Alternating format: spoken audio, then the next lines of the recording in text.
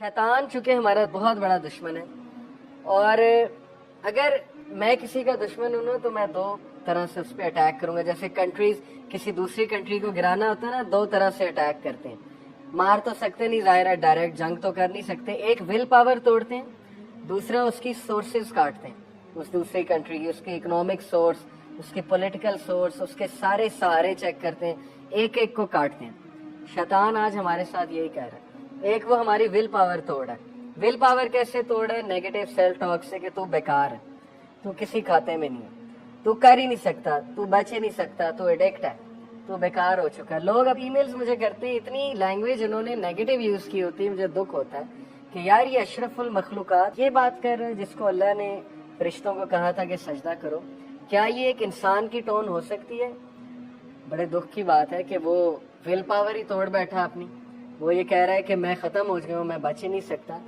तो ये शैतान है जो आपकी विल पावर तोड़ना चाहता है, जो आपको ये प्रूव करना चाहता है कि तू नहीं कर ही नहीं सकता, तू इस जोगा ही नहीं है। पहली बात। दूसरी बात, वो आपकी सोर्सेस काटता है, हर तरह की सोर्स, और सबसे बड़ी सोर्स है अल्लाह।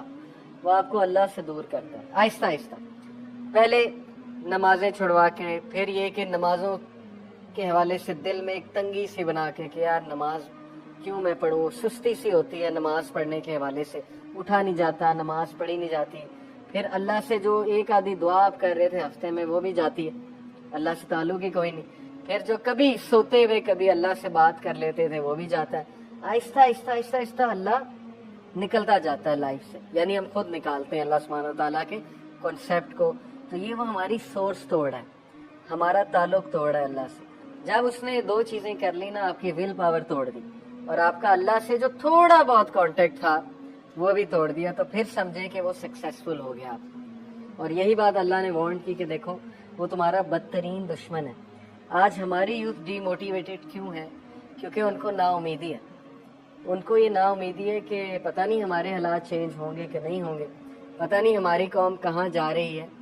तो ये नाउमीदी से हमें निकलना पड़ेगा हमारी विल पावर के थ्रू। ईमान की ताकत तो बहुत ऊपर की बात है, पहले तो हम विल पावर की बात करें ना। एक बंदा चेंज नहीं होना चाहता, उसको कैसे कोई चेंज कर लेगा? एक बंदा अपने हालात को तब्दील ही नहीं करना चाहता, ये तो कुरान में है। सूरह रात में अल्लाह कहते हैं कि अल्लाह उस कौम की हालत नहीं बदलता जो खुद नहीं बदलना चाहते। उसकी हालत कैसे अल्लाह बदल देगा? डिसीजन ही नहीं ले रहा है एक बंदा चेंज होने का, वो अपनी गलतियां ही नहीं करेक्ट करना चाहता, वो सबमिट कर चुका है। वो कहता है कि मैं ही गलतियां करूंगा ही करूंगा, मैं एडिक्ट हो चुका हूँ, मैं नहीं बदल सकता। तो कैसे उसको अल्लाह ताला तब्दील कर दे? ये सोचने की बात है। अपनी विल पावर पे काम करें, अपने आप से पॉजिटिव सेल्फ टॉक किया करें, अपने आप को थपकी दिया करें। ओके, जब आपको अच्छा काम करें अपने आप को अच्छा ट्रीट किया करें। Negative self talk is very bad. चूँकि मैं पॉजिटिव साइकोलॉजी पढ़ता रहता हूँ, हमेशा पॉजिटिव इंटरप्रिटेशन किया करें हालात की। हर इंसान से गुनाह होता है, इंसान फिसल जाता है, लेकिन गिव अप ना करें। ये ना कहें कि बस अब मैं गुनाह ही करूंगा, मैं तो आदी हो चुका हूँ, गुनाह मेरी रूटीन बन चुकी है, अब मैं नहीं बदल सकता, मैं नहीं चेंज हो सकता।